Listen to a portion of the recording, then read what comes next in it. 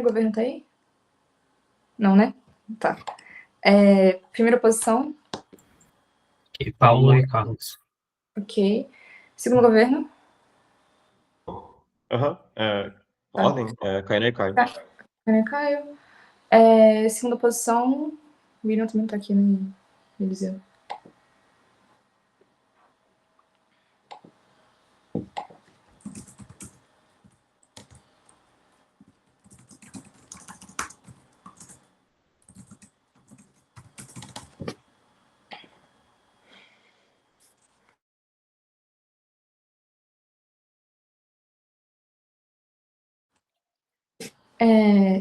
Eu tinha perguntado no grupo, mas alguém consegue contar o tempo no chat? Eu vou contar no Rabu. É verdade, né? Funciona no Rabu também. Porque muitas das vezes que eu tava na sala não tava funcionando. Beleza.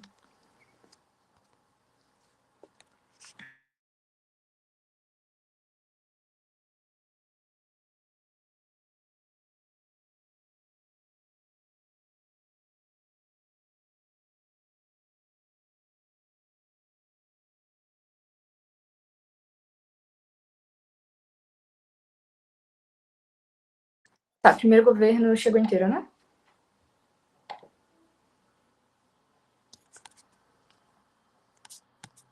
Ok. Segunda posição também, né? Todo mundo?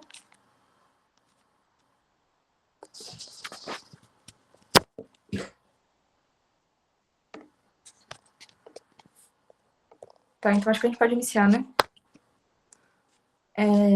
Tá gravando já, Mesquita?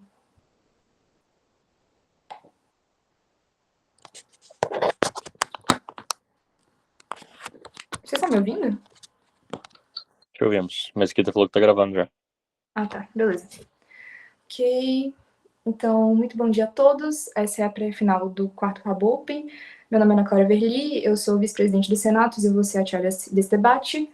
Jogam comigo Matheus Furtado, como independente, Alex Gomes, da Sociedade de Debates Tobias Barreto e Jaime Valentino, da Sociedade de Debates da UFC. Em primeiro governo, debatem Isabela Scheres, da Sociedade de Debates da UFC, e Gustavo Silvânia, da Sociedade de Debates Soteropolitana.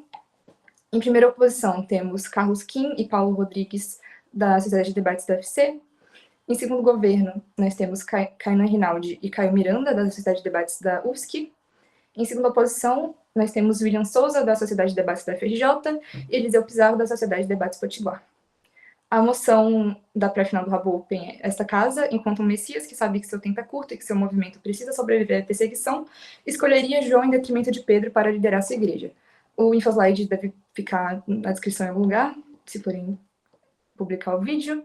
E lembrando que todas as posições são sorteadas, então os argumentos dos debatedores não necessariamente refletem as suas visões pessoais. Sem mais delongas, então, para iniciarmos o debate, o primeiro-ministro está reconhecido pelo tempo de 7 minutos e 15 segundos. Oi, pessoal. Bom dia, na verdade. Eu não sei se eu tô no lugar certo do aplicativo, mas eu vou assumir que sim. Só uma dúvida. O tempo vai ser contado também no aplicativo, né? Tá, perfeito. Então, ótimo. Acho que isso já facilita bastante. Muito feliz de estar debatendo com todos vocês. Gosto bastante de todas as pessoas nessa sala, da mesa. Obrigada, Gustavo. Você é uma dupla incrível, uma pessoa mais incrível ainda. Eu vou começar em 5, 4, 3, 2, 1. Essa é uma moção de agente. Calma. Essa é uma moção de agente, a gente está trabalhando diretamente os incentivos de um Messias para poder manter a sua própria força e a sua própria estabilidade como líder de um movimento. Eu acho que existem duas caracterizações extremamente importantes para serem feitas sobre um agente especificamente, que são, primeiro, obviamente, ele tem um incentivo muito grande de projeção do próprio movimento, já que ele quer que esse movimento sobreviva ao máximo, e segundo, obviamente, ele também quer ser relevante frente a essa mudança para que ele consiga ser lembrado e deixar algum tipo de impacto positivo dentro da sociedade. Por que a gente consegue isso melhor do nosso lado? Eu acho que existe uma resposta muito simples para isso. Perceba que os nossos valores, eles têm muito menos chance de serem dispersos por narrativas de perseguição, e oposições têm que lidar com a maior probabilidade de manipulação em comparativo em alguém que é muito mais paciente ou calculista do nosso cenário, já que esse Messias ele pensa muito mais antes de agir, então ele é muito menos impulsivo. Algumas caracterizações importantes. Primeiro, o tempo é curto, como o próprio slide já direciona. E segundo, você tem um estado que está constantemente querendo minar a sua própria influência. A gente acha que o líder ele não precisa ter aspirações próprias de grandeza como um todo. Na verdade, é muito mais importante que ele realmente use do tempo que ele tem para poder deixar algum tipo de impacto positivo e ter uma base fiel que consiga levar esse movimento para frente ainda quando ele não tiver mais. A gente acha que do nosso lado, tudo isso que eu falei dura muito mais, porque oposições abrem muito mais margem para uma centralização em uma pessoa só. Isso leva a uma probabilidade muito grande de instrumentalização da própria narrativa em uma pessoa só. Perceba que continuidade sob perseguição, ela exige que você seja alguém discreto, como é o próprio João que a gente está trabalhando aqui. Justamente porque se você tem um movimento que sabe que está sendo perseguido, ele precisa de uma liderança restrita, sem chamar tanta atenção assim para os seus opositores. Como o Pedro é alguém muito carismático, ele é uma autoridade muito visível e muito, lembrada por parte das pessoas, ele tende a centralizar muito poder e atenção em uma pessoa só e não na própria mensagem que o movimento se propõe a passar para as pessoas em primeiro lugar. Então, a liderança dele torna o movimento um alvo muito mais fácil e muito mais dependente de uma figura forte. A gente acha que se você é um Messias, você precisa dessa base forte e extremamente estável para que você não só mantenha as pessoas que já são adeptas ao movimento, mas também que você consiga fazer com que novas pessoas elas entrem para o movimento para que você consiga ter mais adesão para poder fazer as suas mudanças como um todo. Perceba que o Pedro, ele pode até reunir pessoas, ter mais força, um comando mais decisivo, mas isso é extremamente ruim, porque ele é muito mais propenso ao orgulho e a querer fazer aspirações que são próprias a ele e não positivas para a própria base formadora do movimento como um todo. Eu acho que... Tá, eu vou ceder um point para a segunda posição primeiro, vai. Isabela, essa moção é sobre um Messias, não é sobre um líder qualquer que quer fazer uma religião, lide com isso. Sim, isso não muda absolutamente nada do debate, tá? Eu acho que palavras, elas têm múltiplos significados. Se você quiser ficar trabalhando diferenças semânticas, eu acho que isso não é positivo para sua própria argumentação. Mas vamos lá. A gente acha que, primeiro, sendo um Messias, um líder religioso, qualquer coisa do tipo, você precisa de sucessores para que você garanta uma base forte para o movimento, para deixar o seu legado. Por que que você precisa tanto ter uma base forte? Porque você não só precisa de palatabilidade, para que você consiga fazer com que novas pessoas elas aderam ao movimento, mas também perceba que a base é justamente as pessoas que formam o movimento no seu core mesmo, né? São as pessoas que são muito mais propensas a quererem lutar e a querer fazer o que for preciso por esse movimento, justamente porque são esses valores, como um todo, que orientam as próprias atitudes dessas pessoas. Perceba que se você tem uma base forte, você consegue moldar o seu movimento de uma forma muito mais sólida, porque você tem pessoas que são muito mais propensas a fazer algo de fato que seja positivo para esse próprio movimento. Vocês, oposições, vão ter que lidar com um ponto de imposição, que gera muito mais afastamento das pessoas. É muito mais provável que as pessoas sintam mais repulsa do próprio movimento como um todo e da figura do Pedro, justamente porque é mais provável que você tenha algum conflito de discordâncias internas e algumas outras formas de ação como um todo, então você gera uma maior dispersão do cenário de vocês. Eu vou explicar por que você gera mais dispersão e por que a figura do João é mais preferível agora. Eu vou analisar isso em alguns substratos argumentativos. Perceba que, primeiro, você tem mais continuidade no nosso cenário, justamente porque essa base que eu caracterizei no início do meu discurso gera um sucessor de uma forma muito mais positiva como um todo. Perceba que crescimentos lentos, eles costumam ser muito mais estáveis, porque estruturas discretas, elas são muito mais seguras como um todo, porque existe um menor risco de erradicação da mensagem, que é muito mais provável no lado de oposições. Perceba que o Pedro ele gera muito mais cismas e muito mais opressão de forma mais acelerada. Perceba que isso é ruim para o debate, porque a principal forma de crescimento de um movimento é ter algum tipo de união e coesão interna para que você consiga passar suas pautas adiante. Por que você tem muito mais união no nosso lado? Eu vou analisar isso de algumas formas principais. Perceba que o João é muito menos propenso a ter discordâncias internas que geram algum tipo de ruptura do movimento, que faz com que você tenha uma dispersão de pessoas e de valores que são formantes e basilares para esse movimento como um todo. Perceba que em causas, pessoas que têm causas, pautas extremamente diferentes, elas tendem uma probabilidade muito grande de acabar perdendo tempo, energia e esforço em coisas que são muito mais opostas e diferentes. Então, você tende a estar brigando ao invés de se unir em algo que é positivo ou algo que é comum ao próprio movimento.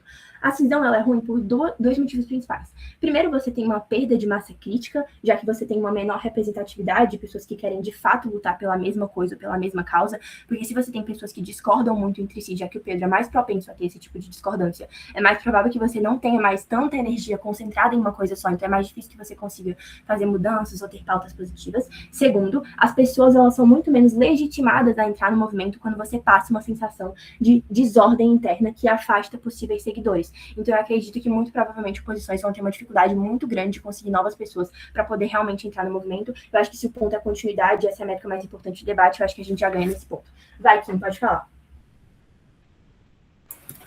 Como a autoridade de João lida com reinterpretações por parte dos próprios fiéis e o surgimento de lideranças se aproveitando dessa falta de autoridade?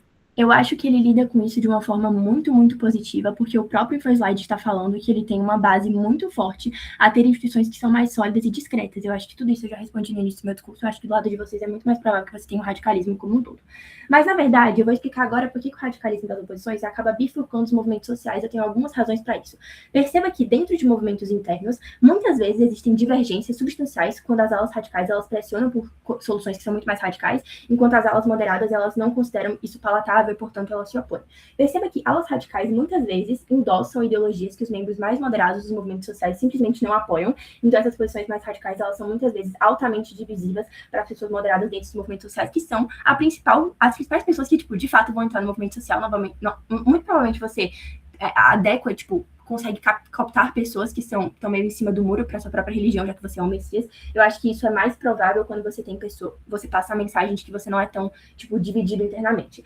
Problematicamente, perceba que todo esse ponto de radicalismo que existe por parte do Pedro, dentro desses movimentos, muitas vezes leva essas pessoas a abandonarem o barco e a pôr fim aos seus laços com a própria defesa social, quando elas não querem ser vistas como pessoas que são associadas à imagem, a algum tipo de retórica que é mais violenta, que é tão extrema como um todo. Eu acho que isso já é um motivo suficiente de por que a gente consegue ter uma perspectiva de continuidade do próprio líder muito melhor no nosso cenário, por isso que eu tenho muito orgulho em propor nessa moção.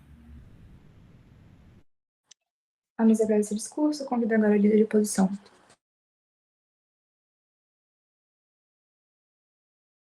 Olá, queridos, bom dia, tudo bom? Enquanto eu me ajusto, eu vou pedir, por gentileza, que vocês façam um ponto de informações no Rabu mesmo, aí no chat, levantando a mãozinha, tanto faz. E, gente, seguinte, se eu falhar, conta também da internet, Fortaleza está sob águas, todo mundo tem que andar de jet ski hoje, vocês me avisam, tá? 3, 2, 1. Mesa, historicamente, as religiões elas nascem e morrem muito antes de se tornarem de fato instituições. Ou seja, existe um intervalo em que a religião ela ainda é um movimento político vulnerável e não a igreja consolidada de fato. A perseguição, então, é a condição normal da existência inicial como um todo. O Messias ele sabe que o seu tempo é curto, o que significa que não existe tipo, qualquer arbitragem carismática permanente, nem tempo para qualquer tipo de correção lenta, já que o sucessor escolhido ele herda um ambiente de conflito, de repressão e de competição simbólica que primeiro o governo nunca engaja com isso. Nesse contexto, a sobrevivência do movimento ele depende menos de virtudes abstratas, mas de mais da capacidade de responder aos estímulos reais que a religião enfrenta em seu estágio de nascimento como um todo. Religiões elas são pressionadas por 3 características principais. Primeiro, o estímulo externo da repressão, porque estados e elites reagem a esses movimentos religiosos emergentes com violência, coação ou cooptação seletiva. Isso exige uma lógica mesmo de coordenação e de disciplina interna de liderança reconhecível. Segundo, o estímulo da concorrência religiosa e cultural, porque outros movimentos eles acabam disputando esses fiéis, recursos, narrativas e legitimidade. Aqui, a visibilidade e a clareza da mensagem são importantes. E terceiro, o estímulo interno da facilidade organizacional como um todo, porque se eu não tenho essa hierarquia clara e de autoridade reconhecida, eu tenho a capacidade de haver dissidências, interpretações que são, tipo, divergentes daquela inicial e que acaba fazendo com que eu tenha uma base de fiéis menos sólida. Ou seja, esse debate não é só sobre qual a igreja a gente quer no longo prazo, porque nenhum longo prazo existe de fato esse movimento, ele não passa por esse curto prazo como um todo.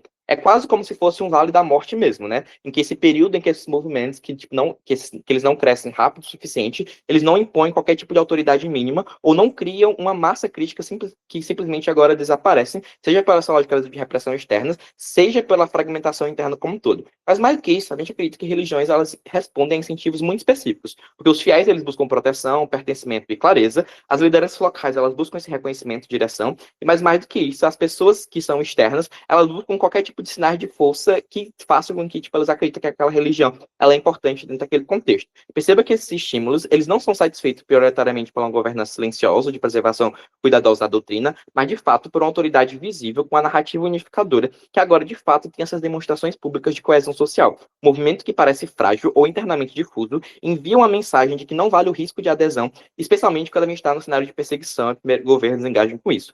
Pedro, na verdade, representa essa liderança que é capaz de gerar essa obediência rápida, né? Então, tem decisões muito mais claras de expansão acelerada, porque ele opera bem em ambiente de conflito, onde eu tenho essa linha de autoridade que, em alguma medida, precisam ser visíveis e incontestáveis. Na verdade, o João, por outro lado, ele representa essa governança que é mais distribuída, né? De uma lógica de preservação doutrinária, que são, tipo, qualidades importantes, a gente não vai fugir desse ônus, mas que são frágeis quando esse movimento ainda não está protegido por essa legitimidade social ou de poder material como um todo. Aqui vem o caso substantivo de primeira oposição. Mesa, se nesses ambientes estáveis eu tenho uma governança distribuída, um cuidado doutrinário, esses processos lentos, eles funcionam porque existe uma margem de erro ou tempo para correção e proteção institucional como um todo. Na verdade, sob perseguição, essas condições elas desaparecem. Justamente que o problema central ele deixa de ser qual que é a melhor forma de viver a fé e passa a ser, de fato, como é que eu vou garantir que as pessoas ajam juntas de forma rápida, apesar do medo, da repressão e da incerteza. É nesse ponto mesmo que qualquer tipo de liderança precisa ser carismática e centralizada, que é uma necessidade agora estrutural. Esses movimentos eles perseguidos, eles não colapsam porque, de fato, eles discordam da sua ideologia ou da teologia como um todo, mas eles colapsam porque, nesse momento mais crítico, ninguém sabe quem decide, quem fala pelo grupo ou qual que é a resposta coletiva adequada como um todo. Perceba que se a autoridade ela é implícita ou excessivamente horizontal, cada decisão exige qualquer tipo de negociação, de convencimento e consenso, processo que, na verdade, consome algo que é um recurso que a gente não tem nesse momento, que é o tempo. Mas mais do que isso, a própria ambiguidade da liderança, ela gera qualquer tipo de medo da comunidade, né? Porque os indivíduos, eles tendem a hesitar em agir porque eles não sabem se eles vão ser, de fato, respaldados, se aquilo está indo longe demais, ou sei lá, tipo, se os outros o seguirão como um todo. Pedro resolve esse problema em algumas linhas de forma excludente, porque ele concentra 3 características principais que João não oferece. Primeiro, a autoridade de Pedro ele não precisa ser explicada ou mediada, na verdade ela é reconhecida publicamente. Isso reduz drasticamente o custo de coordenação e significa que quando Pedro fala, não existe mais dúvida de que aquela de fato é a posição do movimento como um todo. Segundo, Pedro não apenas orienta, na verdade ele de fato decide, não vou fugir desse ônus, tá? Primeiro governo, mas a gente acredita que isso é importante, porque quando existe repressão, eu exijo respostas rápidas como um todo, ou seja, se eu dispersar ou permanecer. Agora, se eu devo falar ou silenciar, então tem alguém que assume esse custo político de decisão, protege o coletivo de paralisia, de inação como um todo. E terceiro, se eu tenho medo, as pessoas elas não se movem apenas por fidelidade doutrinária, mas elas se movem de fato porque existe uma confiança emocional e identificação pessoal como um todo. A gente acredita que Pedro oferece esse ponto justamente por essa lógica psicológica que ele causa agora ao falar com as massas como um todo. Essa capacidade ela é excludente no nosso cenário, porque João, mesmo com todas as suas perspectivas, as suas características positivas, ele opera sobre outro mecanismo, né? A liderança dele depende da confiança acumulada, de uma internalização de normas ou de uma adesão voluntária desses princípios como um todo. Isso funciona quando, de fato, o ambiente ele dá essa possibilidade de paciência como um todo, né? Só que sob a perseguição, o espaço-tempo, na verdade, acaba punindo em alguma medida essa lógica de lentidão das lideranças como um todo. A escolha por João, ela na verdade implica aceitar que a coordenação ela é muito mais frágil exatamente quando a repressão ela exige essas respostas unificadoras. E aqui eu não estou dizendo que o João ele é incompetente, mas que é uma inadequação estrutural nesse estímulo externo como um todo. Ele preserva o que existe. Na verdade, o Pedro no nosso mundo cria rapidamente o que ainda não existe. É uma massa crítica, disciplinada e uma obediência funcional como um todo. Antes de continuar, segundas casas. Olha, na verdade, é de instrumentalizar o Pedro enquanto João, né? Ninguém tá dizendo que o Pedro não existe na história. Cara, instrumentalização, eu acredito que é, o pior caso que pode vir aqui em governos como um todo. A gente acredita que, a instrumentalização, ela pode acontecer em ambos os cenários. O ponto aqui é sobre a lógica de urgência. Eu estou sob perseguição, e o Messias sabe disso, e ele precisa continuar e fazer com que a sua palavra, em alguma medida, ela seja pautada no longo prazo.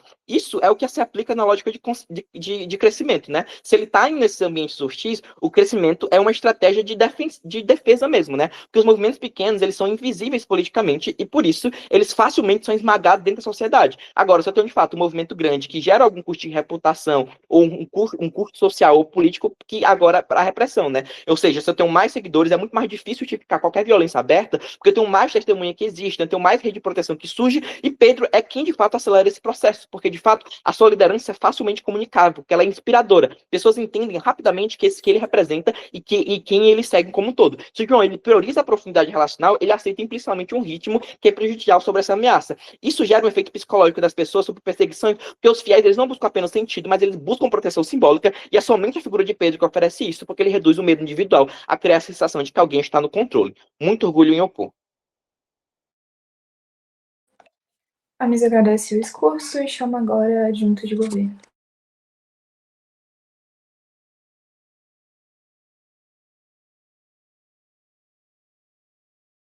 Oi, lá vou eu subir. No púlpito. Cadê eu? O Paulo tá no meu púlpito. Paulo, vou te expulsar, amigo. Vem cá.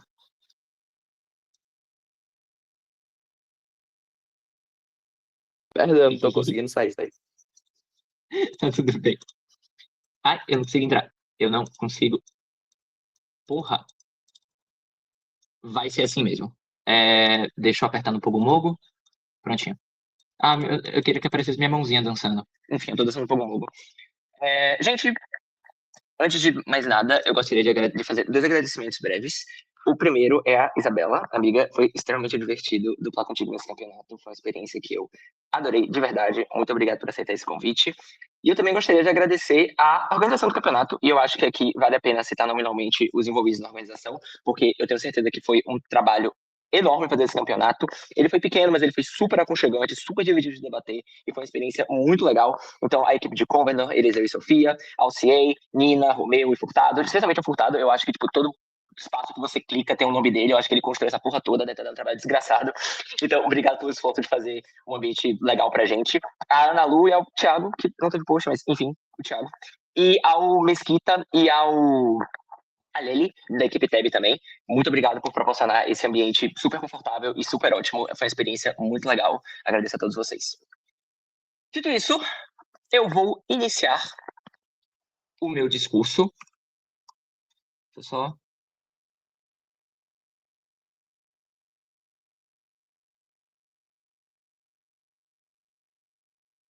Ok.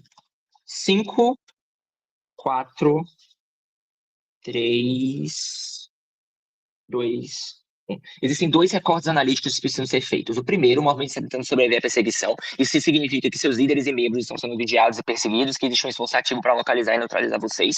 O segundo, nós. E o segundo é que o nosso tempo é curto, né? Isso significa que você, enquanto líder, não vai ter muito tempo para desenvolver, de fato, a sua marca, a sua mensagem. Acho que isso é intuitivo por 3 razões distintas. Primeiro, a moção te diz. Segundo, a perseguição sempre mina as lideranças para fazê-las servi-las de exemplo, para desmoralizar e derrubar o movimento como um todo. Terceiro, se você está em um cenário de perseguição e seu tempo é curto, significa que suas chances são baixas de ter uma sobrevivência direta. O fato de que essa moção te dá um senso de urgência é indicativo nominal de que você provavelmente não vai mudar o sistema do seu tempo de vida ou causar impactos extremamente fortes dessa forma. Eu acho que, assim, existem 2 métricas internas nesse debate. Primeiro, e a principal delas é a sobrevivência, né? Eu acho que a projeção no curto prazo é improvável porque, se você está sendo perseguido e está com urgência no curto tempo, é óbvio que existem elementos externos que ativamente tentam minar a sua influência. É intuitivo, portanto, que haja um Estado que manipule suas palavras para o público, que seus meios de comunicação e projeção sejam amplamente limitados, até porque se você tentar cooptar muita gente, é provável que você seja descoberto mais cedo, que você está chamando muita atenção, ou seja, a capacidade de conseguir a atenção necessária para ampliar o movimento no curto prazo é pouco plausível, e qualitativamente é provável que seus perseguidores estejam ativamente minando suas palavras, manipulando suas pregações e por aí vai. Eu concordo com o Paulo, que isso é verdade, é um cenário do debate, mas é muito pior do lado de oposição. Isso é visto inúmeras vezes ao longo da história, por isso que é plausível que se interesse com Jesus, por exemplo. Ou seja, os grandes aferidos por oposições dentro desse debate, em termos de crescimento rápido, expansão e mobilização, tem baixa probabilidade quantitativa extensa no atual estado desse movimento, sim, carisma captura pessoas, mas isso não é tão expressivo quantitativamente para ativamente oferecer meios de resistência ativos pela análise de pouca amplitude natural que eu mecanizei. O delta de mais pessoas no curto prazo, portanto, acaba sendo minorado. Por isso, a principal métrica não é a expansão para esse líder nos cenários descritos na moção, é sim estrito e direto sobrevivência. Eu acho que o estilo de Pedro ativamente deixa menos provável a sobrevivência, e Xerez demonstra de modo efetivo, retomando os dois mecanismos que Xerez demonstra, A, centralização, e B, chamatização pela sua efusividade. Esses dois elementos, que são oferecidos por período informativo, são obviamente problemáticos por dois motivos. Primeiro, quando você centraliza a linha de obediência, isso significa que você cria raízes intensas sobre a si próprio, sua imagem, sua visão dentro da religião.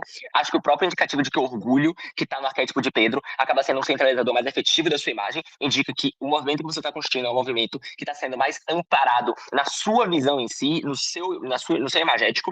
Segundo, no curto tempo que você tem, é provável que Pedro tenha ainda menos tempo, né? Justamente porque ele é impulsivo, ele é mais provável de guiar seus discípulos a exposições ou expor a si mesmo, colocar a cara a tapa por orgulho e ativamente se jogar na frente. Se eu tenho um cenário que o Estado está ativamente me localizando e me perseguindo, e eu tenho uma tendência maior a botar a cara a tapa, eu acho que é intuitivo para oposições terem, no curto espaço de tempo, menos tempo do que uma pessoa que está sendo muito mais calculista, sendo muito mais racional e sendo muito mais pausado e muito mais lento. Essas duas análises precisam ser combinadas com o conhecimento que a Isa já disciplinou do discurso dela, de que ele tende a provocar discordâncias internas, né? Isso é descolocado na moção. Ou seja, conflitos ideológicos dentro da sua própria vertente religiosa. Tipo uns xiitas e sunitas da vida, sabe? Ter pessoas dentro da sua própria religião que discordam em algum grau. Isso é muito comum em termos de religião. Eu acho que isso acaba sendo um modo de gerenciamento pobre do Pedro, que é justamente por orgulho, por impulsividade, acaba levando pessoas a terem que essas discordâncias gerando mais cisões. A corrência lógica que eu posso lidar aqui é que o menor tempo que você possivelmente tem pela maior exposição, combinado com o fato de que você é centralizador, faz com que quando você caia, a sua religião, que teve pequenas cisões internas, por conta dos conflitos de facção que você tendeu a provocar, faz com que narrativas de coesão social que são propostas pela oposição sejam menos prováveis do lado de oposição.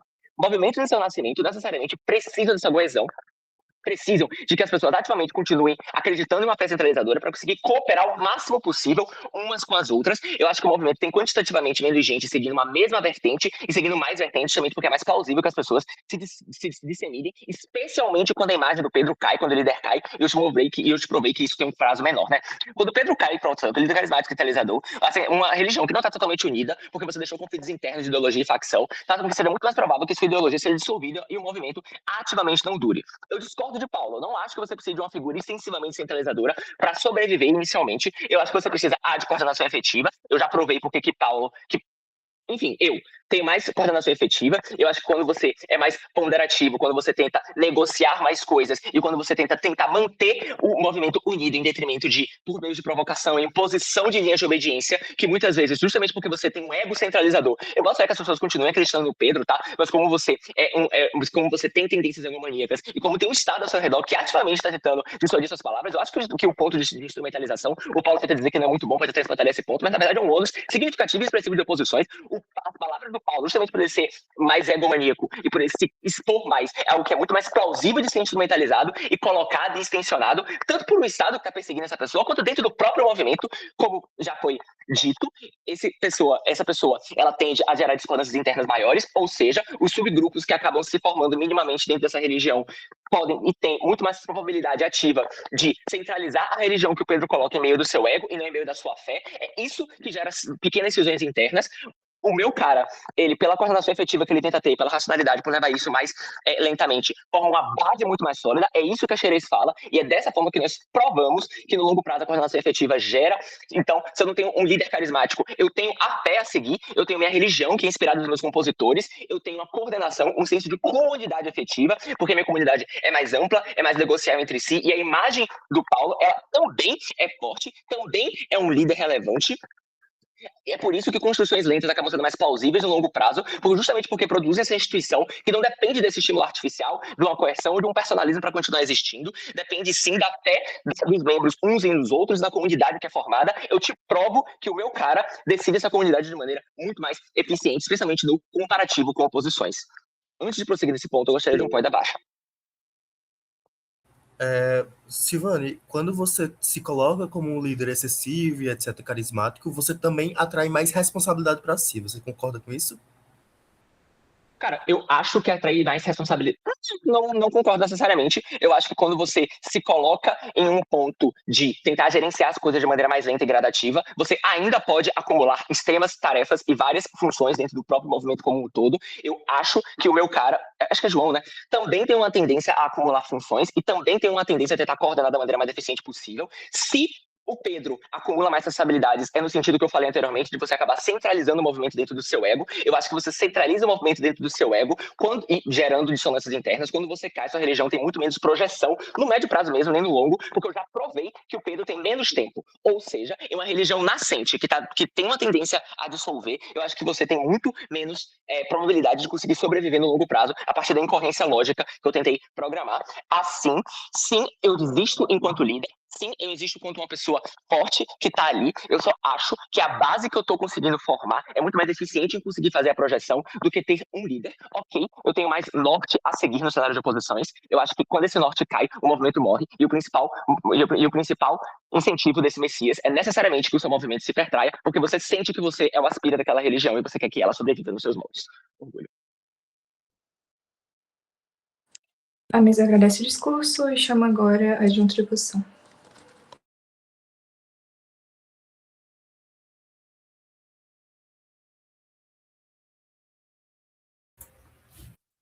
Oi, eu tô aqui, pera.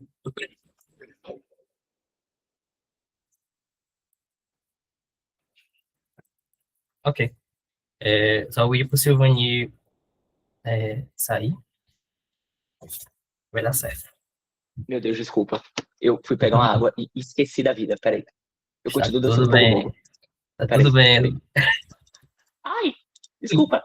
Ai. Tudo bem, tudo bem. Batatinha frita, 1, 2, 3. Acho que todos me escutam. Tá. Enfim. Vou aproveitar para fazer os agradecimentos de sempre. Muito obrigado, Paulo, pelo convite. É um prazer lutar com você. Foi uma ótima experiência esse campeonato também. Acho que eu nunca me diverti tanto no rabo, tipo, poder encontrar as pessoas pessoalmente, poder ficar brincando com as mensagens, com os visuais. Inclusive, vocês poderiam ter brincado um pouco mais com as suas roupas, a gente poder fazer algo mais divertido também. Mas foi uma experiência incrível. Faixa do break que eu diga. Enfim, obrigado à organização e, sem mais delongas, eu vou iniciar meu discurso em 5, 4, 3, 2, 1. Mesa, o que o primeiro governo nunca considera perfeitamente é o efeito de uma perseguição. Mesmo que eu seja confrontado com uma religião, quando eu estou com um instinto de sobrevivência, quando eu sou confrontado com a morte, quando eu sou confrontado com a perseguição dos meus entes queridos, existem estímulos muito maiores do que uma religião que eu acabei de ter contato. Existem interesses em proteção, existem interesses individuais, existe a própria perspectiva da morte, existe a perspectiva de vingança. O que eles jamais lidam é como os seguidores, quando estimulados através desses estímulos que vêm da perseguição, porque o Estado vai continuar perseguindo nos dois lados, como eles vão lidar a partir disso e como uma autoridade forte ou não, ou no caso uma autoridade que permita mais essa coautoridade, vão lidar com esse tipo de problema. Mas mais do que isso, o que o Silvani consegue destacar muito bem para vocês é como o Estado ele vai continuar nos perseguindo em alguma medida. Eu concordo com ele, mas é apenas do lado de governos em que o Estado ele converte massivamente a população para também atuar nessa perseguição. Existe um ponto que o Paulo traz e que jamais é enfrentado, que é justamente se mascarar entre números. Na medida em que o Paulo tem a capacidade de converter cada vez mais seguidores e criar as próprias massas comunitárias de uma religião que está sendo perseguida, é nessa massa em que nós criamos nossa própria proteção. É dos perseguidores se confundirem com quem estão fazendo, porque os perseguidores passam a fazer parte da própria... Os perseguidos são a própria população. Muitas vezes são pessoas próximas dos perseguidores. A própria população se converte integralmente. Porque o processo de conversão, e esse é o nosso terceiro ponto, que eu vou introduzir no meu discurso, é a lógica de como funciona a conversão religiosa. Eu consigo comprar que o João, ele, pela sua capacidade de diálogo, ele consiga fazer algum número de conversões, mas como o próprio Enfeslade já deixa muito claro pra gente, é que é uma capacidade muito baixa e que é pouco carismática. O que existe na grande verdade é que, a partir do momento em que as pessoas se convertem para uma religião, elas jamais se convertem quando elas têm um primeiro contato com uma liturgia, mas é principalmente do convívio diário, é de ser introduzida a pequenas práticas, é de ser introduzida a pequenas falas, é de criar uma comunidade e de ouvir aquela mensagem forte e clara. É quando as pessoas começam a falar graças a Deus, as pessoas começam a falar amém, as pessoas começam a replicar determinados atos que são pertencentes àquela religião e elas criam um contato inicial para que elas venham a se converter. No nosso mundo, onde nós temos uma figura carismática e forte que transmite uma mensagem, é capaz de motivar, movimentar multidões, essa própria multidão de de pessoas do dia a dia que começam a replicar esses pequenos atos entre si, porque eles começam a praticar sua fé dentro das suas capacidades, e é isso que estimula com que as pessoas deixem de enxergar a religião apenas como esse algo que está sendo perseguido pelo Estado e apenas escutar essa mensagem ouvida pelo Estado, mas começam a perceber ela dentro do dia a dia, começam a ouvir essas pequenas mensagens que vão telegrafadas ou quase que vão dentro das nossas mensagens, quando começa a falar muito sobre como é importante o amor, como é importante nós revisarmos esse negócio de perseguir as religiões, porque eles só querem priorizar o convívio, a caridade, a amizade. Esse tipo de discurso que a própria população convertida passa a replicar quando ela está nesses discursos de massa é o que faz com que a religião ela ganhe cada vez mais notoriedade e os próprios perseguidores agora se veem confrontados quando estão muitas vezes tendo que perseguir familiares de perseguidores, quando estão tendo que perseguir a comunidade que os sustenta, a comunidade que, por exemplo, fornece tudo para eles. E é nesse momento que a religião deixa de ser perseguida. Essa é a mensagem que o Messias quer, é de que a religião ela não precise ser diretamente algo tão litúrgico, tão distante, algo que precise aplicar em tantos textos doutrinários.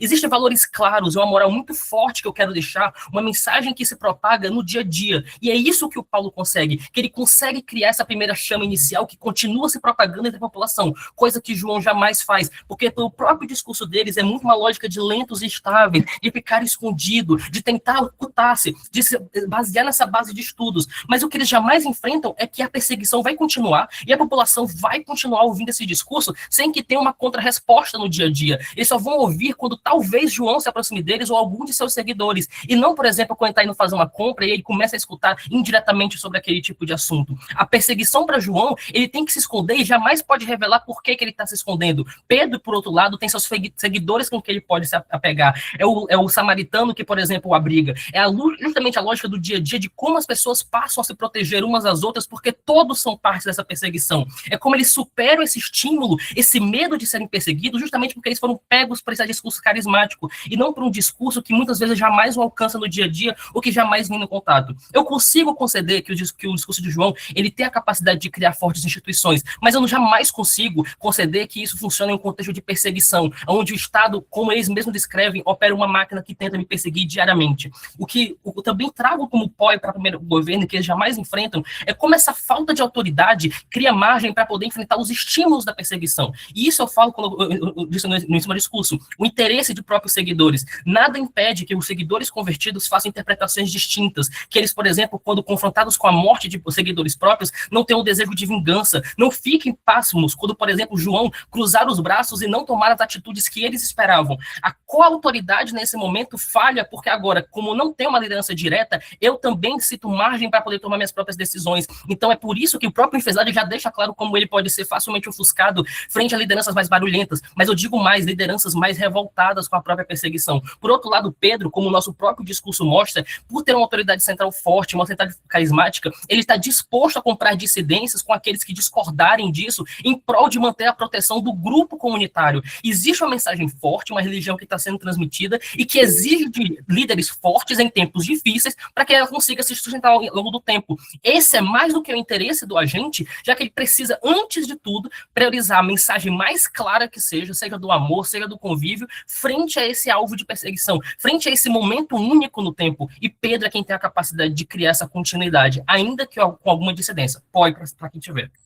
Cara, o Pedro é bem orgulhoso, mano. Me parece que ele concentra bastante informação. Acho bem difícil que ele consiga, no longo prazo, após a própria morte dele, manter a religião, tipo, eu entendo o ponto de vocês, que é basicamente falar que, olha, ele vai ter alguma dificuldade porque ele tem esse aspecto mais egocêntrico e tudo mais, mas tudo isso são falhas dentro dele que já são suficientes para, muitas vezes não se confundir com o próprio Messias, porque João, com esse aspecto mais egocêntrico dele, no sentido de que ele é muito literário, muito reservado, muito, etc., muitas vezes a própria figura dele parece ser muito mais próxima do Messias e muitas vezes se confundir com isso, mas Pedro jamais vai passar por esse problema, porque justamente por essas falhas que os próprios seguidores podem perceber, em alguma medida, ainda existe algo pelo qual ele está lutando e a proteção dessa comunidade. Então ele tem um aspecto carismático de reunir, essas falhas que vocês apontam podem ser facilmente contornadas pelos próprios fiéis que foram convertidos e criar as massas necessárias para que essa religião continue se propagando no dia a dia e convertendo, para que assim a gente consiga superar o aspecto de perseguição. O que os governos precisam nos mostrar é como essa criação investigação através da lentidão,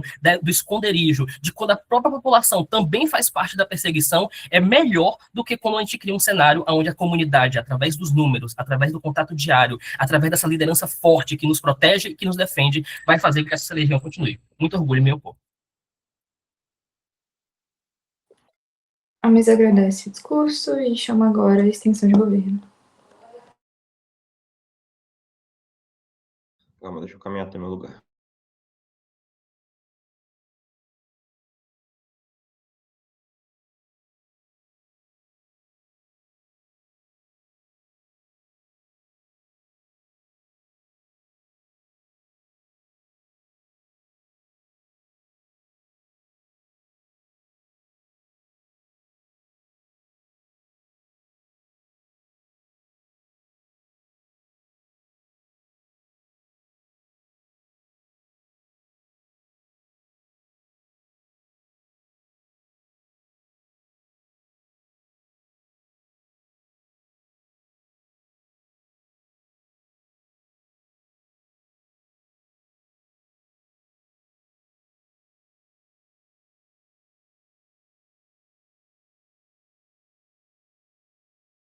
Ok. Eu vou iniciar em 3, 2, 1. O primeiro governo tem algumas claims bem boas, né? De como que se opera essas pessoas, como que opera uma pessoa que é mais egocêntrica, como é que opera uma pessoa mais pensada, né? Eu acho que o problema deles é que eles não têm nenhuma análise de como é que essas características internas de cada pessoa, a personalidade de uma pessoa específica, se converte em ação no dia a dia. Eu acho que eles têm alguns saltos lógicos de uma característica para uma ação, para um resultado final. E segundo o governo entra aqui analisando diretamente como é que características operam dentro de outra pessoa e como é que provavelmente a atitude desses líderes no dia a dia, para a gente entender por que o Pedro fracassa e o João tem sucesso. Pedro tem voz, é carismático, consegue mover multidões, mas a métrica principal de movimento não é somente o tamanho dele, mas também a qualidade da mensagem, o alinhamento com os princípios e os propósitos que ela quer manter. É o clássico clash, né, de todo movimento. Manter-se fiel às suas pautas versus ter capilaridade de atingir um público. Da mesma forma que nada vale um movimento que não existe, que é pequeno, sussurrar suas pautas fiéis, de nada vale um movimento grande que desvirtua totalmente os seus princípios e não atinge o que seu Messias vê como os dogmas centrais do seu Deus. Governos entram aqui com a cliente que João consegue manter o movimento vivo e alinhado, enquanto Pedro desvirtua a mensagem, com alto risco de matar ou politizar esse movimento sagrado. Pedro, ele é impulsivo, orgulhoso, conflituoso. Características chaves de pessoas que são egocêntricas, que sim, elas podem ter um propósito de querer servir a Deus, mas elas deslocam diretamente o prazer de ser um servo, que é o prazer que o João tem, para si mesmo. Pedro, ele quer ser o porta-voz, ele quer ser escolhido por Deus, porque o orgulho opera assim, né? O prazer de existência de uma pessoa orgulhosa e obediente é ser o servo mais ouvido, o mais importante de todos. É isso que desvirtua o caminho de Pedro. Não que ele vá trair a Deus, mas que ele centraliza a responsabilidade para si. O sucesso das mensagens é sua responsabilidade, de atravessar os inimigos que for, convencer quem puder, e de, no fundo, ser tão bom quanto o seu mestre Messias. Isso é uma resposta direta para o ponto ali que a primeira posição fala, né? Na verdade, Pedro, ele talvez não se veja como Messias, na verdade ele queira superar o seu mestre. Isso é um problema, porque muitas vezes ele acaba fechando lacunas que ele não deveria fechar. Isso é o que cria em Pedro.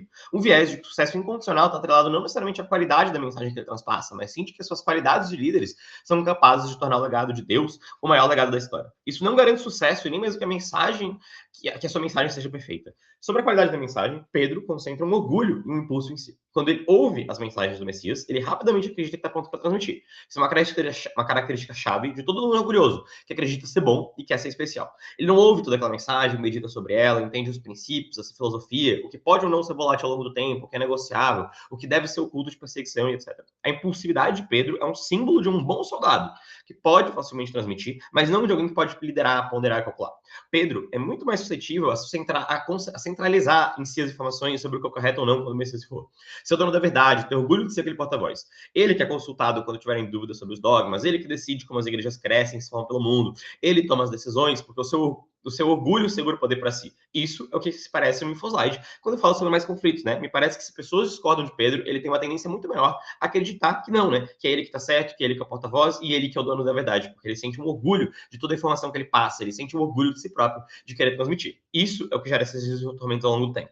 Sempre que Pedro mentalmente discordar de algo que o Messias falou, sempre que existir uma decisão a ser tomada em que, por exemplo, o Messias não previu, sempre que ele precisar convencer alguma pessoa que está na dúvida sobre alguma coisa que a pessoa não concorda com aquela religião, em todos esses momentos, o orgulho e a vontade de sucesso de Pedro tem uma propensão a falar mais alto. Isso se parece bastante com ele ocultando alguma parte ruim dos dogmas que aquela religião tem, de ele inventar alguma coisa que o Messias não falou, de ele aos poucos desvirtuar a mensagem e tornar a religião algo que aquela religião nunca se propôs a ser. Isso se encaminha para um caminho totalmente diferente dos interesses do que a gente, né, o Messias quer. O orgulho de Pedro e desejo de vitória leva a religião para um caminho que não responde aos dogmas de Deus, se corrompendo a religião pelo próprio líder, que tem liberdade para fechar lacunas que nunca deveriam ser fechadas, como, por exemplo, como que a luta contra essa repreensão deveria ser. Além disso, o Pedro é muito mais impositivo, né? Ele tem uma tendência muito maior a conflitos, pelo próprio que o Slide fala. Isso luta diretamente contra o cenário atual. O cenário de perseguição deve ser respondido de maneira ponderada. Pedro tem maior capacidade de impor o seu movimento contra o sistema atual, sendo repreendido por uma força maior, arriscando o movimento inteiro em prol de um orgulho, que não mede o sucesso de cada ação, porque não tem raciocínio, de fato, para saber se consegue, de fato, ter sucesso em uma luta contra a perseguição. Pedro é muito mais suscetível a levar todo o seu movimento em prol de lutar contra soldados, tentar gritar mais alto que a repreensão, e principalmente arriscar vidas em torno de ser um líder visível. Isso gera um risco maior de atrito, e que não há garantia de sucesso, politizando o movimento contra o regime, em detrimento de espalhar os dogmas, que é o que a religião deveria fazer. Isso impacta nas duas métricas, de qualidade e de sobrevivência. Qualidade, porque o movimento começa a se moldar para lutar contra a repreensão. Em vez de espalhar os valores e gastar seu tempo, seu esforço, seu dinheiro e a dedicação, eles se voltam literalmente para lutar, comprar armas, se proteger, em detrimento de se fortalecer enquanto religião, de convencer pessoas, porque convencer pessoas é o mesmo que ter soldados, e não o mesmo que agora ter uma religião forte que segue os dogmas do meu Deus.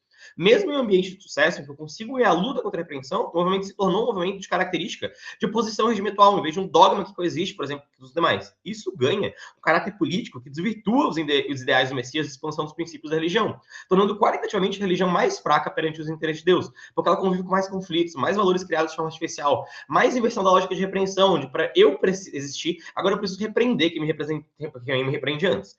Em cenários mais drásticos, o Pedro traz grandes chances de fracasso, onde falar muito alto gera mais conflitos, ser mais orgulhoso, não querer recuar e etc., gera um grande risco de uma perseguição mais forte, que pode levar ao fim do movimento de maneira mais rápida, sem uma chance de recuperação. O mundo de Pedro desvirtua os dogmas do seu Messias, enquanto corre sério risco de ser massacrado por mais perseguição. Pode.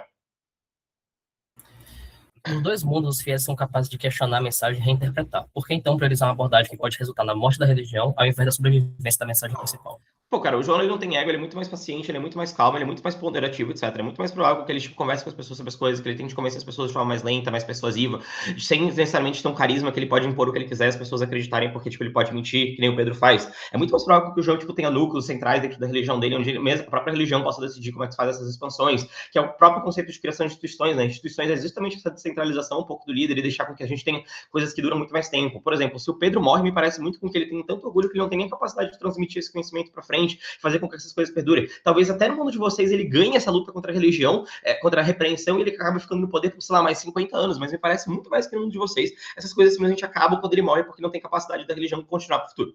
O João, ele para de frente, ele é calculista, lógico, fiel, ele tem a capacidade de manter a religião viva até o momento de se expandir. Existem diversos fatores que colaboram com isso. Primeiro, as perseguições cessam ao longo do tempo, os governos mudam, as culturas se transformam. Eu não preciso necessariamente lutar contra a perseguição de uma forma de matar ela. Eu preciso apenas sobreviver até o momento certo de expandir. O segundo é a instrumentalização, né, cara? Em momentos viáveis de se crescer, o João pode utilizar de figuras carismáticas para enviar, por exemplo, em terras distantes, convencer pessoas. Jesus tinha discípulos, eles transmitiam suas mensagens também. Pedro ou outros Pedro são ótimos soldados, cara. Eles têm a capacidade de seguir minhas ordens, enquanto João, para que eu supra, enquanto João, né, para que eu supra as lacunas da minha personalidade e alcance objetivos que são planejados por mim. Terceira coexistência, quanto maior o barulho, maior a reação. Converter pessoas gera um estado crítico de quem persegue, em que exige maior atitude para conter. Se a minha religião é perseguida, cresce demais, isso cria muito mais perseguição de acontecer antes. A gente não está falando de um Estado que tem um exército organizado e capacidade de reagir. A gente está criando uma religião com pessoas do cotidiano que não têm capacidade de lutar. O João tem planejamento para negociação, crescimento, coexistência com perseguição. Isso é um plano de contenção para manter a religião ativa, converter aos poucos, criar instituições que perdurem ao longo do tempo e manter os dogmas da minha religião de forma central com os valores do Messias ao longo do tempo. Orgulho. A mesa grave seu discurso, convido agora a extensão da posição.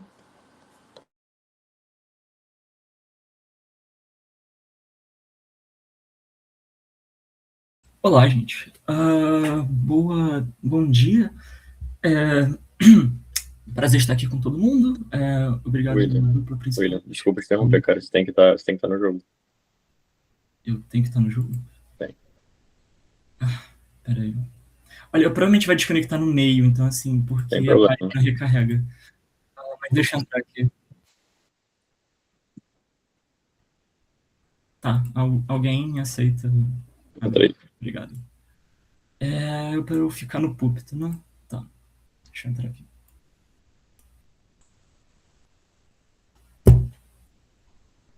A escada tá me parando, peraí.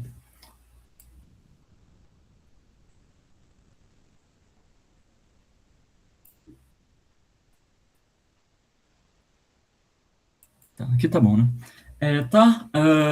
De novo, obrigado a todo mundo, obrigado, mesa. É um prazer estar debatendo esse campeonato. Agradeço principalmente o Eliseu. Se não fosse ele, eu não teria duplo, eu realmente não tinha. Então, obrigado por ter me salvado e poder ter feito que eu fosse nesse campeonato. E é isso. Eu vou iniciar meu discurso, eu espero que esteja audível.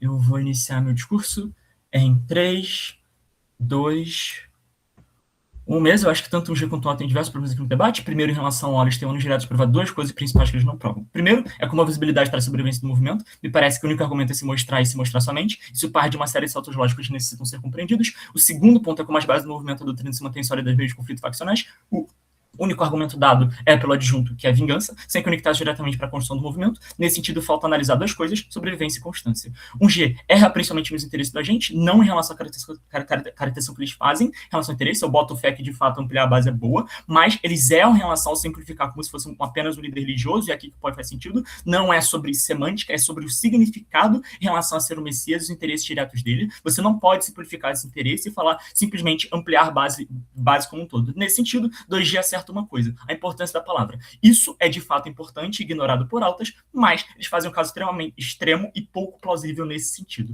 Ok, entrando para o argumento, é importante entender que essa é uma moção de agente, mas não qualquer agente. Não é apenas um líder religioso per si, é o Messias, e é preciso entender quais são os pormenores do interesse de alguém que é o Messias. Ele tem o principal interesse de fazer essas palavras serem mantidas e fazer com que o seu retorno à sua vida tenha necessariamente o impacto necessário para conseguir fazer com que essas palavras se mantenham. A vida de um Messias, em todas as religiões, quanto judaica, cristã e islâmica, faz parte da noção de um prelúdio ao apocalipse. Significa não só a última chance dada aos indivíduos da Terra de buscar e conciliar consigo e com Deus para que tenha a chance de entrar no reino dos céus, mas também dentro de contexto que o mesmo é desafiado no presente pelas tentações que acabam culminando em relação ao status quo, ao status quo não ser desejável. Nesse sentido, você tem um alto grau de interesse de fazer suas palavras serem ouvidas e serem para que os indivíduos mudem e, ao mesmo tempo, desafiem os problemas apontados em relação ao status quo dentro desses contextos que são representados pelo mundo moderno, permitindo que um caminho seja dado a eles, que seja um caminho de confiança. Não é apenas manter essa religião. O Messias não vem com o objetivo, nenhum Messias vem com o objetivo de criar uma religião, ele vem com o objetivo de criar um movimento capaz de salvar as pessoas da Terra através da palavra.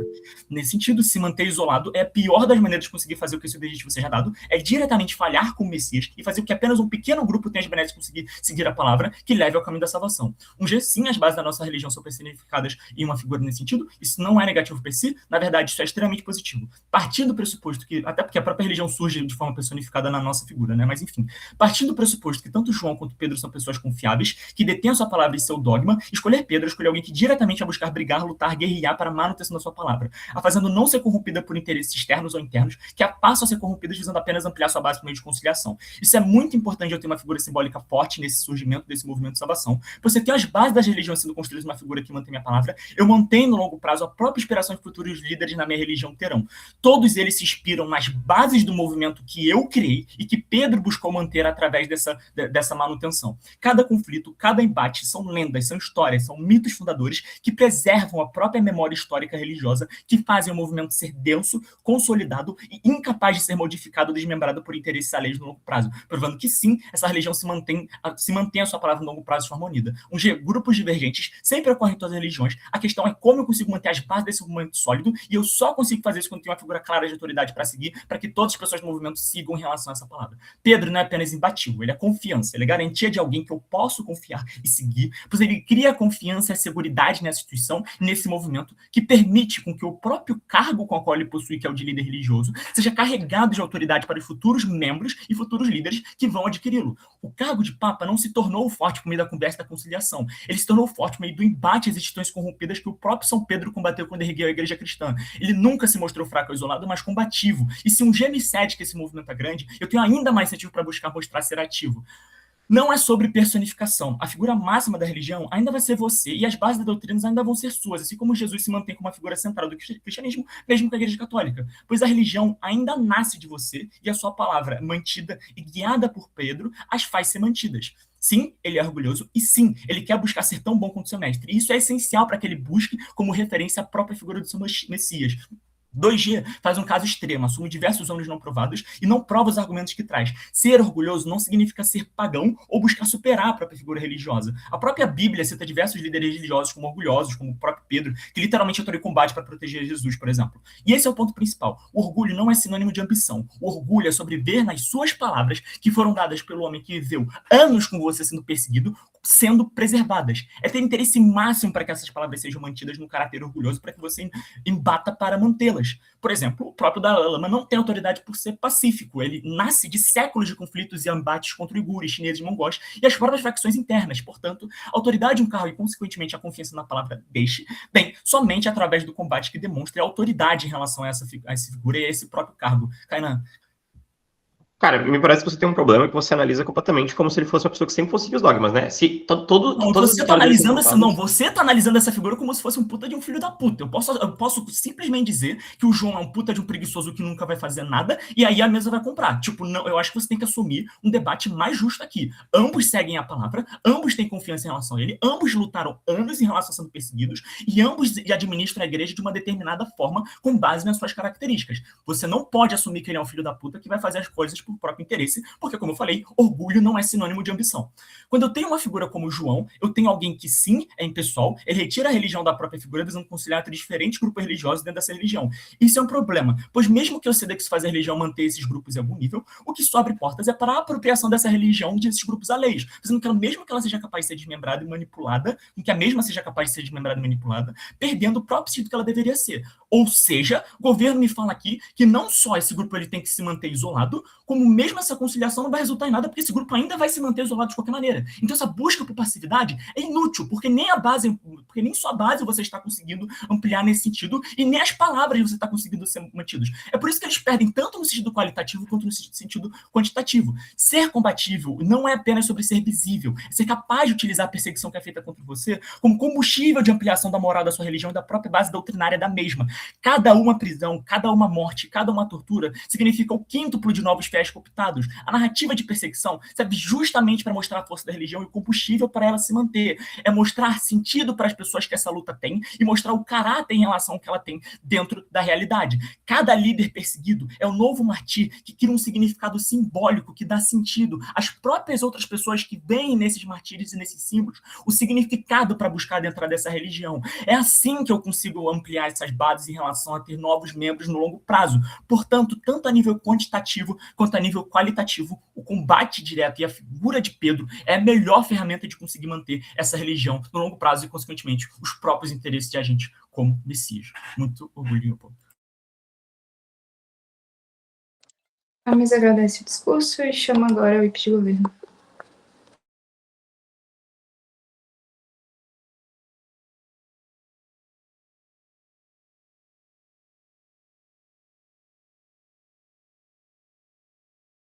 Will, sai daí.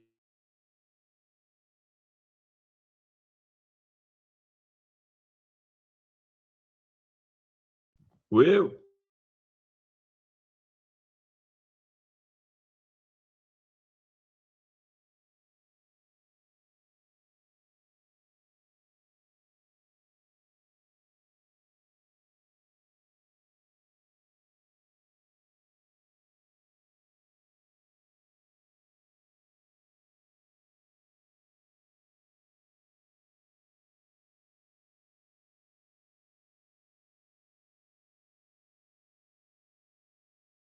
Oi,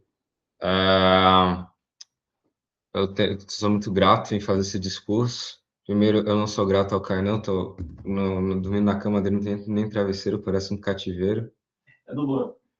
Mas é do Luan também.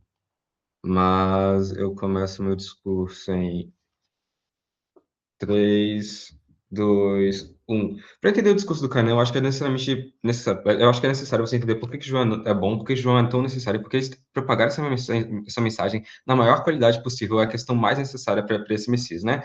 A mensagem per si é a questão mais importante para o Messias, né? O Messias, ele nasce com um propósito, ele é a pessoa que nasceu derivada de Deus para propagar a mensagem que vai salvar a humanidade do Apocalipse, que vai dar a salvação daqueles dos perdidos, daqueles que vivem no purgatório há centenas de anos, e, portanto, a métrica mais importante para essa pessoa não é quão longe a sua mensagem vai, mas quão boa a sua mensagem vai, quão boa a sua mensagem é mantida diante do tempo, quanto suas instituições são propagadas diante do tempo, etc, etc, etc, etc. Portanto, a corrupção dessa mensagem não é só uma perda ideológica, não é só uma perda, por exemplo, do movimento social, como tantos nesse debate tentam interpretar, mas sim uma perda necessariamente da própria humanidade, da salvação, que é o propósito mais importante, o propósito primo para esse agente, né? Portanto, qualquer distanciamento dessa mensagem, por menor que seja, significa, antes de tudo, uma perda moral que esse agente não pode comprar. Agora, falando sobre Pedro, né? Apesar do William tentar falar que a gente acaba espantalhando as qualidades do Pedro, o Pedro ele tem falhas intrínsecas per si, né? O Pedro, ele tem a questão que ele tenta ser um carismático antes de tudo, né? O propósito superior para ele, apesar de ele ter alguma devoção quanto à mensagem, apesar de ele ter sido sim doutrinado quanto à mensagem, em propósito para ele está muito mais interessante para ele vai sacrificar o que for necessário para que a sua mensagem seja mais espalhada possível, né? A gente vê isso nos grandes líderes religiosos que possuem como carisma per si, né? A gente vê isso nos líderes da Universal, a gente vê isso nos líderes evangélicos, né? Esses são líderes que são carismáticos por natureza, e justamente por esse carisma, eles utilizam a mensagem não como fim em si mesmo, mas sim como meio, né? Eu tento utilizar a mensagem de Deus, não porque eu quero espalhar a mensagem de Deus per si, mas é um meio para convencer nossos fiéis. Apesar de sim Pedro ter uma devoção ao Messias per si, é muito provável que ele encontre espalhar a mensagem ele encontre na mensagem um sacrifício na sua própria consistência ideológica que seja necessário para que a propagação da mensagem se estabeleça, né? Como tão famosa Dias Peixoto fez, Dias Peixoto sacrificou o movimento de debates em prol da sua propagação no movimento schools, né? Ela sacrificou a sua consistência ideológica em prol da sua propagação. Não porque ela não acreditava e não apoiava o movimento de debate universitário, mas porque ela propagava que o sacrifício da consistência ideológica era um sacrifício necessário para a propagação da sua mensagem. Isso em contraste com João, né? João antes de tudo, princípio lógico, ou seja, o que se pressupõe com isso? É que ele tem os princípios da moral e da ética, e como o próprio Infoslide já nos informa, os princípios que impõem o código moral que dessa religião acima de tudo, os princípios que o Messias deu acima de tudo ao redor da sua vida, o que está no seu testamento, na sua série de regras, está acima de todas as prioridades desse agente, né? Segundo, que ele tem um viés institucional, ou seja, ele busca não só manter a mensagem por meio da palavra, mas provavelmente vai buscar criar livros, criar códigos morais, criar coisas escritas, criar instituições que buscam regular essa mensagem, buscam manter a integridade dessa mensagem em detrimento de Pedro, que busca muito mais propagar essa mensagem o máximo possível em detrimento de outros sacrifícios, né? Com isso, a gente tem um clash direto com 2O sobre a qualidade da palavra, né? Eu não sei como necessariamente 2O tenta implicar na gente que necessariamente conciliar interesses significa sacrificar a palavra, né? Toda religião que teve algum sucesso, ela dependeu de concílios, de conciliamento contra os interesses locais, etc. Isso não significa, eu aceitar dogmas exteriores, mas significa eu ter um estudo dedicado e doutrinário por concílios que reúnem todos os interesses do movimento em prol de maior qualidade da mensagem. Isso significa revisão de textos antigos e etc. Ver aqueles que são apócrifos, ver aqueles que são legítimos e quais são legítimos, manter festas de grupos minoritários e grupos étnicos que são capazes que antes engajavam com as comunidades locais e que mudam de caráter em prol da região. A gente tem, por exemplo, no exemplo do cristianismo, o Natal, que era uma festa pagã e mudou para uma festa religiosa, não necessariamente significa sacrificar a sua palavra, mas sim conciliar interesses éticos e locais em prol de uma estandartização da religião. Pode. Você acha que justamente pelo Pedro ele conseguir ter esse ego maior, ele atrai mais atenção para ele, consegue necessariamente desviar o foco, por exemplo, para outras formas de liderança secundárias, não? Justamente pensando que vou te engajar, muito obrigado, o ônus de cooptação de movimentos maiores, né? Primeiro, você tem uma questão de solução natural, de seleção natural. O que eu quero dizer com isso, Furtado? O risco de perseguição não é só sobre o nosso grupo, mas sobre todos os outros grupos. Eu acho que o primeiro governo já implica bem sobre isso, o Kainan dá uma reforçada, mas existe uma questão de que todos os grupos são suscetíveis a essa questão de perseguição, né? Provavelmente essa instituição, essa autoridade não está só perseguindo pessoas do nosso movimento, mas todas as pessoas que são alinhadas a esse grupo religioso, né? Quando um grupo ele é capaz de cooptar, ele tem que ser mais chamativo, né? Ele tem que fazer grandes pregações, tem que fazer cultos em massa, todos os eventos que não só chamam a atenção de espectadores, mas também de autoridades. O que significa que sim, no curto prazo esses grupos têm capacidade de cooptação, mas no longo prazo eles provavelmente vão encontrar repressão estatal e provavelmente vão diminuir em grande tamanho pelo fato da repressão estatal inibir pessoas de entrar nesse grupo futuramente. politicamente. Enquanto isso, só nós que mantemos a concisão ideológica no longo prazo. Ou seja, mantemos o grupo mais restrito, mas mais ideologicamente consistente com as palavras do Mancias, mantendo maior grau de legitimidade no longo prazo, ao mesmo tempo que nós somos menos vulneráveis à perseguição. Nesse clash, nós ganhamos no longo prazo, né? Alguma hora o regime político provavelmente vai mudar, se essa alta que provavelmente essa alta perseguição que existe no status quo provavelmente vai diminuir e ocorrer em menor nível, né? A gente tem tipo a perseguição dos judeus no Império Romano, que em certos momentos se deu em grande escala, mas acabou diminuindo diante do imperador. E é nesse momento que é o melhor momento de agir, né? Um Pedro que é exterminado por esse exército, dessa autoridade, provavelmente nunca vai poder escolher um João, mas um João em um momento de melhor paz, de melhor passividade, provavelmente pode escolher um Pedro que sim é capaz de espalhar a mensagem. Deixa eu ver quanto tempo tem. Ok. Rapidamente engajando com primeira oposição. Primeira oposição fala como a gente precisa passar pelo curto prazo, mas nesse aspecto ele apresenta características muito mais arriscadas do que João nesse aspecto do curto prazo, né? Primeiro, a instabilidade de governança, existem diversos interesses quando se funda uma religião, diversas interpretações, etc. É justamente nesse momento que você precisa de estabilidade, né? Riscos de divisões internas, desobediência de autoridade e conflito do que é heresia ou não. É só isso. Essa estabilidade que é João que é capaz de apresentar, né? Ele é capaz de comprometer, fazer governança compartilhada, conselhos cristãos que tanto existiram na história da cristandade e do catolicismo, como, por exemplo, o Conselho de Nicéia e Trento, tinham justamente esse objetivo, né? Buscar ao mesmo tempo a verdade e também conciliar todos os interesses dos diversos arcebispos locais, né? Enquanto Pedro, pelo seu ego e orgulho, provavelmente será anticorporativo e provavelmente será impositivo, né? Isso põe em risco a consistência interna do grupo, né? Ele não consegue propor a estabilidade interna, esses diversos grupos de interesse ainda continuam existindo e, ao mesmo tempo, ele tenta fazer uma expansão, né? Ou seja, ele apresenta uma governança de risco que, na iminente pós-morte dele, provavelmente vai levar ao colapso religioso entre diversas facções que existem, né? Além disso, ele aumenta o risco de corrupção da mensagem, que per se é um risco fisiológico maior e com isso vence o nosso debate. A mesa agradece esse discurso. Para encerrar o debate, convido agora o IP de oposição. Sai do púlpito, Caio.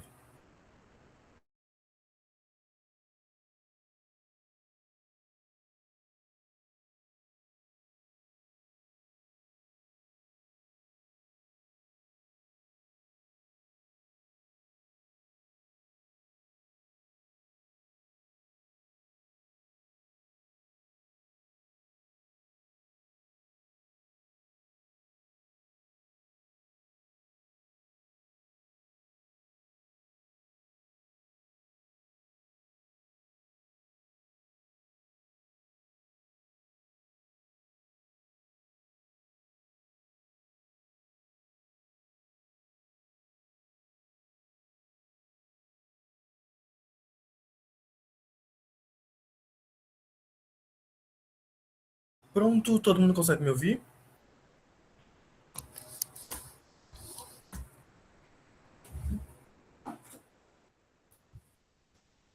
Oxi, meu microfone tá quebrado? Valha. Vocês conseguem me ouvir? Sim, dá para te ouvir. Ah, ok. Ai, susto. Ok. Vou iniciar então o discurso em 3, 2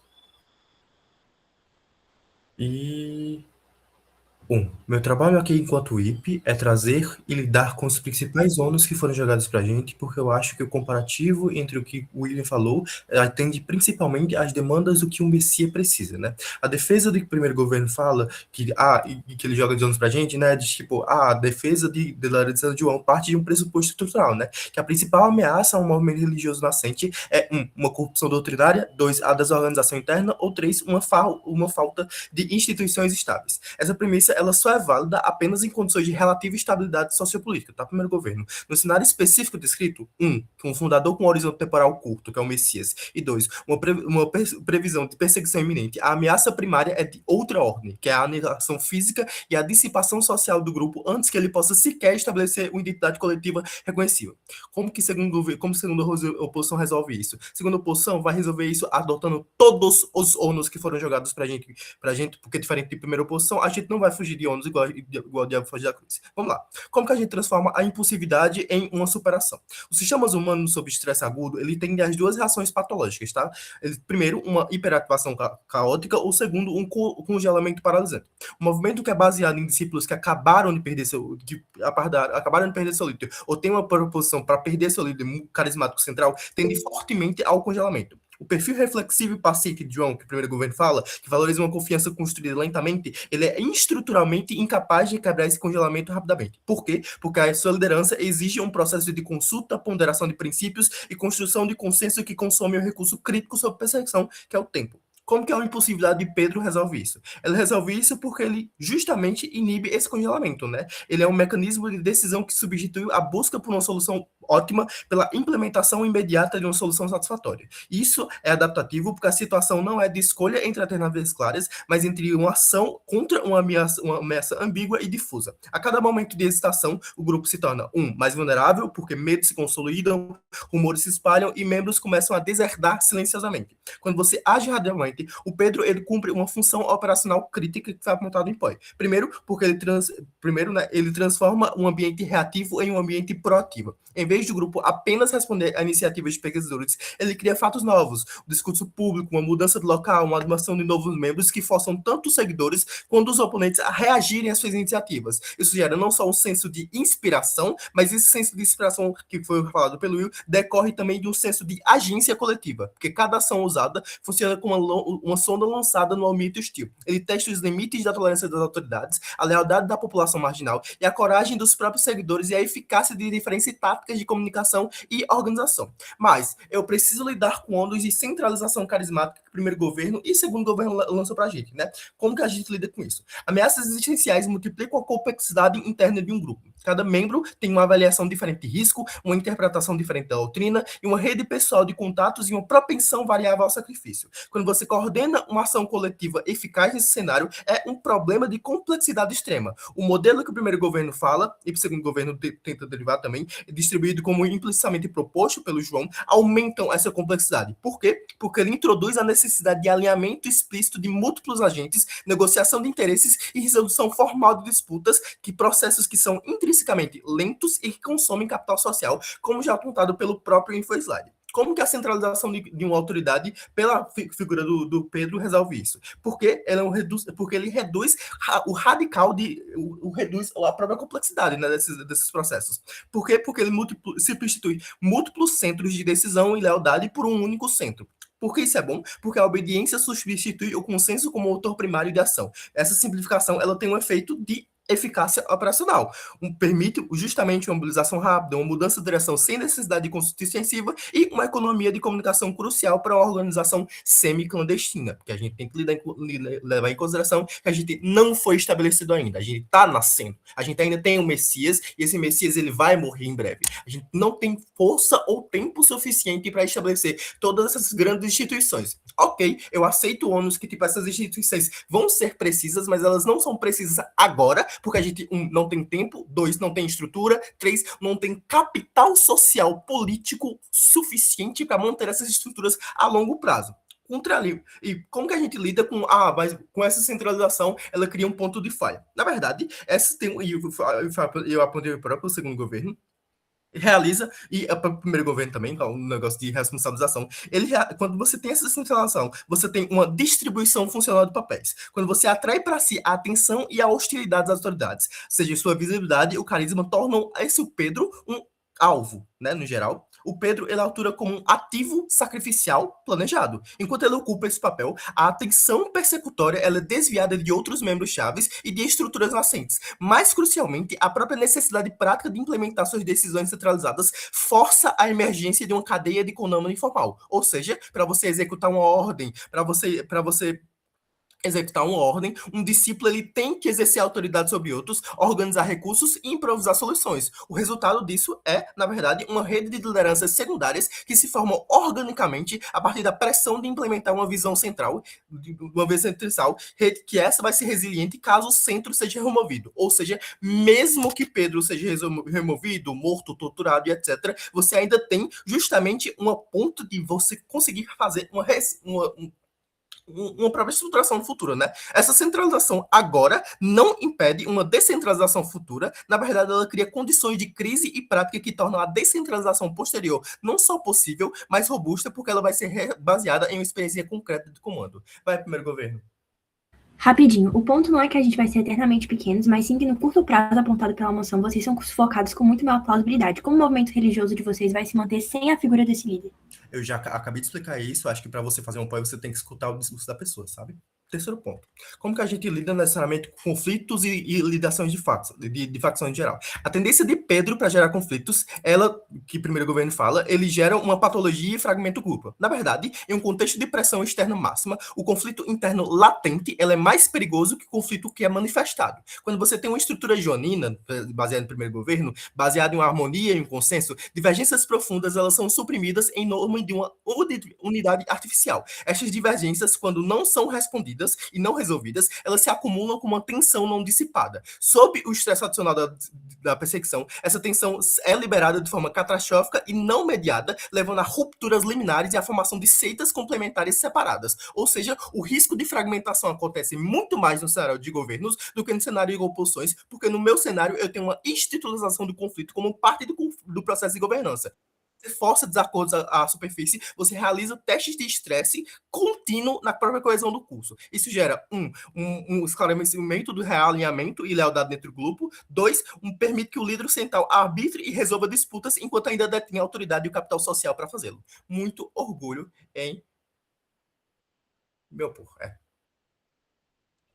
A mesa agradece o discurso e o excelente debate. A gente vai se retirar agora para deliberar. E muito obrigada, gente.